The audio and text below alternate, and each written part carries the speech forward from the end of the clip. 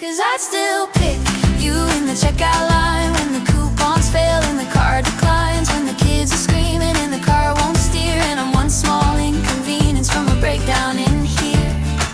Yeah, I'd still pick you. You're my steady north, my Jedi in my court. Hey everybody, welcome to This Is Life with Tim and Jenna. Here we We're are. so glad you guys are here today. We're gonna do, Yeah, we got some questions. yeah, we to got some answer questions we're today. gonna go through today, so it's gonna be a Yeah. lot of fun. I don't know what the questions are. She came up with the questions, so I did not come up with questions. I actually did a ChatGPT search. Did I say that right? ChatGPT search. And we're just talking about ministry today and what it's like to be to be a couple, specifically leading people, doing ministry together. we are a couple. We are very much a couple. Anyway, I think it's fun to get kind of a behind the scenes look on what does it actually mean to have a couple in ministry working together. What are the ins and outs of that? What are some things that we've run into? What are some things that we've avoided? What are some things that we found ourselves stuck in the middle of and we had no preparation for it? When you go into ministry, you have very little knowledge of what that's actually going to look like. You don't so much of it you don't get taught in Bible school or seminary. We did have a class in Bible school called Things They Don't Tell You About Youth Ministry, because we're both on the track for youth ministry, so maybe this will be kind of like that. I don't know. Maybe. You'll hear the crazy stories, fun stories, the why am I in ministry stories, maybe as well. Maybe. So let's get to the Okay, all right, questions. let's see. Okay. First question is which one of us, so this is like home question for us, right? Okay. So which one of us is more likely to accidentally use our church voice at home? I've been told it's me. It's you. It's 100% you. I don't know what a church voice is. I feel like I just have you're in trouble voice and normal voice. No. Yes. No. You're in trouble voice for you is more like direct. It's either this or it's that. This is what I told you to do. This is what the parameters are. That's it. But you go pastoral when you're trying to do a teaching moment. What does that even mean? I'm telling you, you go into teaching, not necessarily preaching, but you teach when you're trying to, bring order into the picture house. this, laying on hands. There's none of that. That's what it is. But he'll say, okay, guys, gather.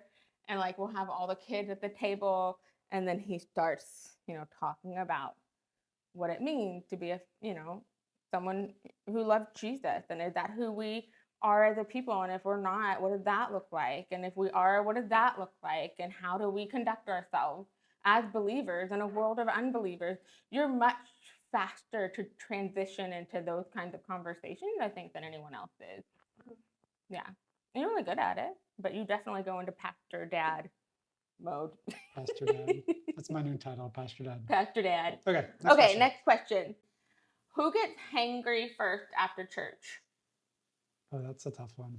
Our kids. Our kids are hangry before we leave for church. Yeah, they're hangry before we even get to church, I feel like. The question is, before we leave for church, where are we going for lunch? 100%. Or in the middle of church, what's for lunch? Okay. Which one of us is more likely to fall asleep during a movie after ministry events all week? You fall asleep during a movie all the time, regardless. Well, because we're watching it late at night. Yeah, you're the first one to fall asleep usually. If we're sitting on the couch. I think it depends on the movie. Maybe. Okay. If it's something I'm interested in and you're not, you'll fall asleep. If it's something you're interested, I'm not. Like what we watched last night. I love my Jane Austen movies. Yes, they have a place in history. And that's their place in history. Tim graciously watches my movies with me and my shows with me. And I do the same for you. Don't I? I had to introduce this woman to Star Wars. When she came to me, she knew nothing about Star Wars. What else didn't she know anything about? Princess Bride, I had to introduce her to that. There are so many movies that I had to introduce her, like just classics, like you should watch this as a human being. Oh my goodness. Okay, Yes. Moving on. What is our funniest? We are definitely church people. moments. Do we have any of those? Probably our entire life. Our entire life, which is We don't awkward. separate. Yeah, we don't separate. Those things don't separate for us. So I don't know. Yeah, we just don't find ourselves often in places where I don't know, maybe we do stand out like a sore thumb everywhere we go. Do we? I don't know. I don't understand. I know that people will choose not to invite us to things. That has happened. I don't know. That's Yes. not really a funny thing. It just is what it is. I think it's more Because personal people, standards in church, yeah, you just know? standards. And that's not, we're not trying to be like holier than thou or anything like that. We just know that there have been times when friends in our church have chosen not to include us because they wonder or feel like we would not feel comfortable in whatever the situation is Mhm. in the past. Yeah. It's been interesting. Yeah. Yeah. Okay. What is the weirdest place that we've had a serious ministry conversation? You and I have had a serious ministry conversation, or the weirdest place that we've done ministry? Maybe the weirdest place that we've done ministry? I don't know about together. I think most of our ministry together happens in normal settings, whether it be small groups or Yeah. church services Or over dinner Bible at a studies. restaurant. Yeah. You know, we find ourselves just kind of naturally moving into the ministry moment Yeah. together. Yeah. Yeah. So not really weird. I can't think of any weird places. Okay, we'll come back to that one if something comes up. Which one of us handles chaos better? Probably depends on the chaos. It depends on what it is. That's exactly right. You are probably not the best to get bad news or unsuspecting news. Yeah. Well, again, it depends. So if I am, It does not depend. it does depend. No, it doesn't. So I mean, if there's something going on in our church and somebody gets hurt or there's chaos in somebody else's family, you know, I'm typically ready to respond. I'm excited, not excited, but I'm happy to respond and glad Yeah. to step into that. I think for us, if there's a hit directly at you or one of my children, Yeah, she is not. I don't do well. When I'm filling out the forms for school for emergency contact, she is not on that list. Or she's like third or fourth on that list. Yeah. It's usually me first, one of our family friends second. Mhm. Yeah, so it's like there's I'm a just- list, yeah, and she's if it- down on that list. Yeah, because if She if lives there, in- something's wrong or happens to you or something's wrong Yeah. or happens to one of my kids, I just don't handle emergency well. But everyone else, I'm fine. I can handle anyone else's stuff. Yeah. Okay. What is one thing that people assume about ministry couples that is completely false? Probably that we've got it figured out and that we've got it together, and we aren't working through the stuff that we're preaching about or teaching about. That's true. Yeah, usually we're in the middle of the stuff when we're teaching about it. Yeah, that's so true. I mean, I've heard, and we've said this before, it's common for people to think Yeah. and really truly believe that our marriage is perfect, that our kids are perfect, that we never fight or have any theological misunderstandings or just regular Yeah, stuff. maybe we haven't fought in the last 5 minutes. Maybe. I don't know. How do you define fight? Disagree. I haven't disagreed in the last 5 minutes. Yeah. Okay, so next question. What's one thing that we had to learn the hard way as a couple in ministry? Probably that we need to protect our family. Yeah, I agree. It is so hard to find balance. I think Yeah. that's probably true for most jobs in general, but when you've got two people that are doing the same thing, serving the same church Yep. community, it's really easy to be pulled in 100 different directions other than home. And I think everybody has the heart to protect family, and nobody asks. And if it came down to it, nobody would say, yes, sacrifice your family for the church. But the reality is ministry will cause that to happen without you even realizing it. So it's important to make the priorities, whether it be like we decided Sunday night's going to be our family night. We didn't have any obligations at the church already, and so we just said this is going to be our night, and we've Yeah. made that somewhat a non-negotiable. Sometimes we'll we'll kind of jump out and do some things. If there's really no other option to do that, or if it means our family gets to do things together. Mhm. But for the most part, that night is our night. Yeah. And we've had pushback. Yeah. 100% we've had pushback. And what comes to mind, this was years ago, but all of our kids have been in sports of one or another. And Yeah. so a lot of times on Saturday mornings, we have soccer games with our kid when they're little. Yep. And there was, a time when the church that we were at the time was doing a ton of weekend events and activities. And Tim was a pastor on staff. And it was really difficult for that boundary to be accepted. Yeah. Tim wanted to be at those games for his boys.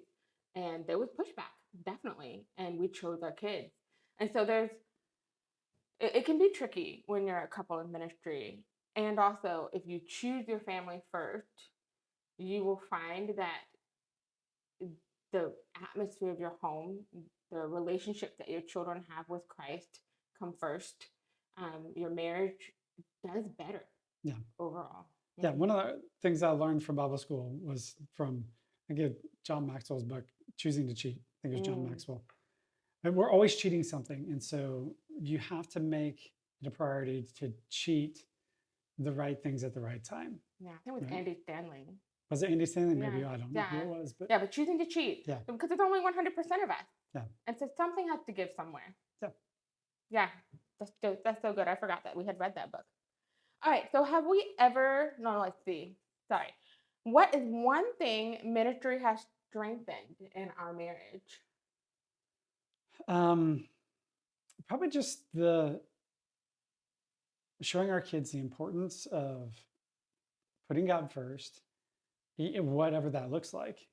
Is it, are you doing ministry at the sacrifice of your relationship with the Lord? And so making sure the Lord always comes first, or showing them how to do life with others, Yeah. and just how to get in, roll your sleeves up, and do work. Just do the work. Yes. Yeah. So many times my kids have been moved chairs, even though they hated it. But it was kind of one of those things that we're going to jump in as a family. We're going to do this as a family. Yeah. So that strengthens our whole family more than the marriage alone. But our whole family is strengthened when we choose to do it together. We're not necessarily forcing anybody. But really, we try to have that approach with our marriage too. As much as possible, we've tried to do ministry together, whether that was youth ministry, marriage ministry. Yeah, you know, we've had speaking some at- seasons where yeah. we've done different things, but for the most part, we're coming back together. Yep. Yeah, that's true. Okay, how do we reconnect when ministry feels like it's taking all of our energy? I think that's an important question. It's probably a constant challenge for us. And just even doing things like this podcast, and typically we'll go out and get coffee afterwards, and it looks different for a lot of different people. I've got friends who ministry, their day is off Friday, and they don't have anything else that they know that's going on. And so as a couple, they get away and they do a date every Friday. Yeah. So whatever that looks like. Yeah. And sometimes I think we have to remind each other when it's been a long season, when we've had a lot of things going on. It's easy to just get caught in the weeds. Yeah. And so I know, Tim, you've been really good at coming to me when it's been a minute and like, hey, we really need to spend some time, just get away, be alone, reconnect. And so I think if one or both of you can commit to that, being the first one, we talked about this before, but being the first one to come to your spouse and say, hey, we need to reconnect, we need to do this. And it's for your marriage. That looks a lot different now because we have kids that are older. We've got a teenager that can drive, another one that's coming up sometime. We know when it's coming up, whether or not he'll be able to drive, that's a different story. But so that helps, like just having an extra person to help run errands and different things like that, pick up other kids. And so that looks different now than it did before. And It so really did. Yeah. before it was putting kids to bed early and sitting down and watching a favorite show together, or so it's just, as seasons change with your children, then obviously that changes too. Yeah, that time. Yeah, but finding the time and making it happen one way or another, being creative is so important. Okay, What is a ministry season that we laugh about now, but at the time it wasn't funny? Gosh, I don't know. What do you think?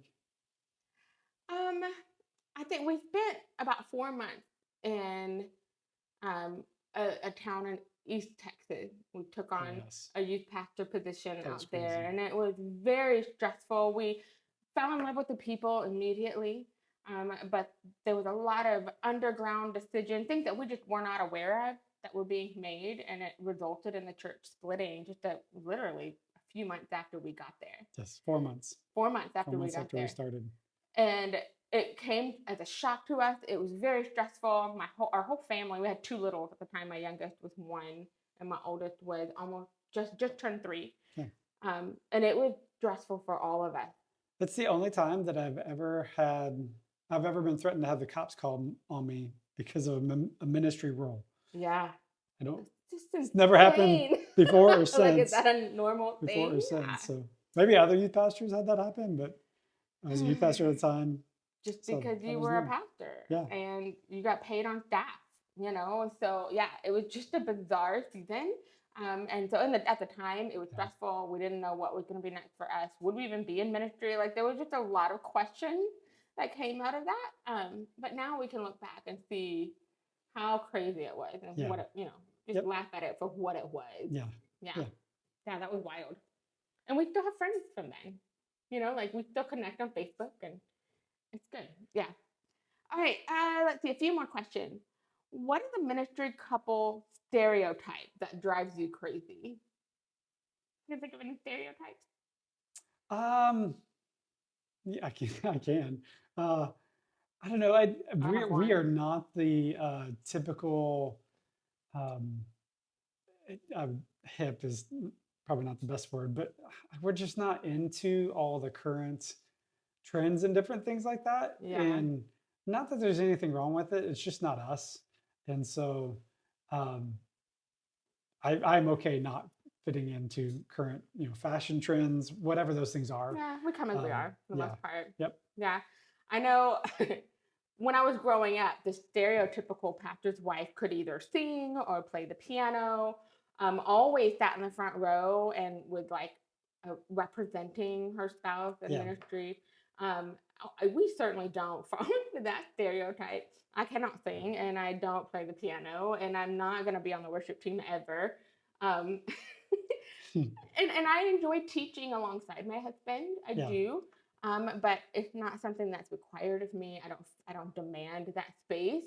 I'm just as comfortable sitting in the back of this sanctuary, I Yeah. think, as I am anywhere else. So I think that could be a little bit of a break away from some stereotypical ministry couples. Yeah. I think the other thing is we're not overly optimistic is not the right word.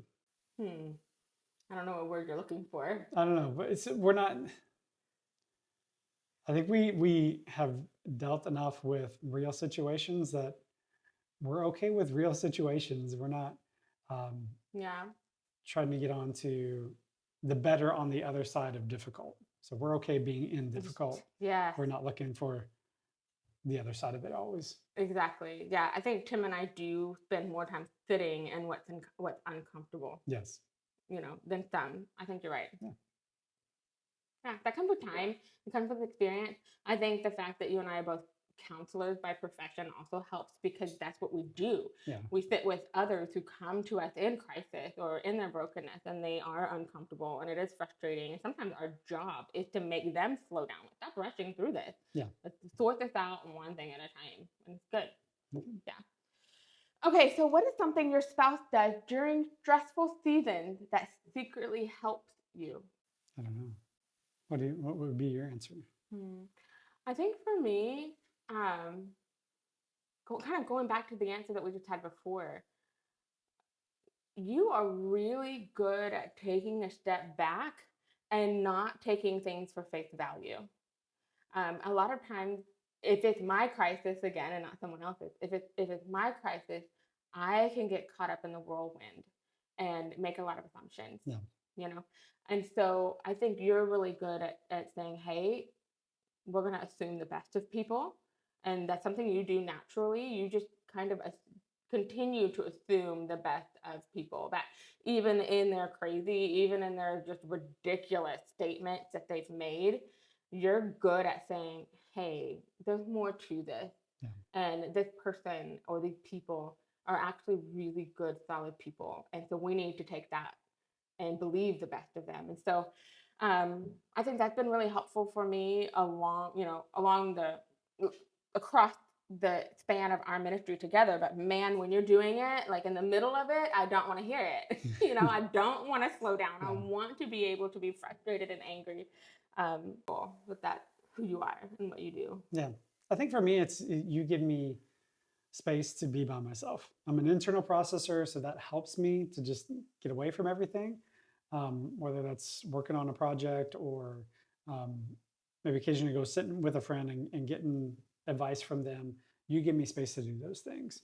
And so, you don't know, I grew up on a farm, and one of my favorite things to do is just go sit in a tractor and drive it. I don't get that opportunity very, very much, but even as a camp director, there'd be opportunities to go and cut hay for a friend of ours, and you would let me do that, even though that meant you were, alone with the kids for a day or two. But it was those things bring life to me and help me wrestle through things, because we're just driving, so there's really nothing else to do but have conversations with God and with yourself and work through some of those details. Yeah. Yeah. I think that was a lesson that we both had to learn early on in our marriage, is how did the other process hard things and sort through some of those details. And, I don't do that. I'm not an internal processor. I Yeah. need to be able to verbalize and talk through things. And so for us to find that balance, it was super intentional. Yeah. Right. So I know one of the things I'm working on is not jumping in with advice while you're verbal processing. yes, I don't want you Still to fix it. working I on just that. want you to listen. But at least you're trying. Okay. What is one lesson that ministry has taught us in our marriage? Lesson that ministry has taught us in I don't know if there's just one. I think as we go through teaching other people what marriage looks like, I think that is constantly working on us. Yeah. Yeah. Yes. Everything that we teach, we are actually working through ourselves. And that helps us. It reminds us, it keeps us accountable, Yeah. and it does make us stronger. And there's definitely things that have taught us, hey, this is okay and this is not okay. Yeah. Things that we would have maybe been more rigid about earlier.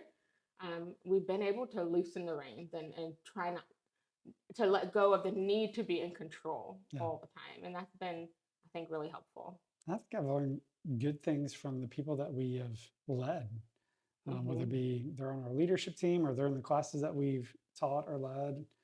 Just hearing them and how they attack marriage and family and life, that they're full of good stuff. Yeah. We have had the privilege and honor of being around a lot of amazing people. Yeah. Yeah.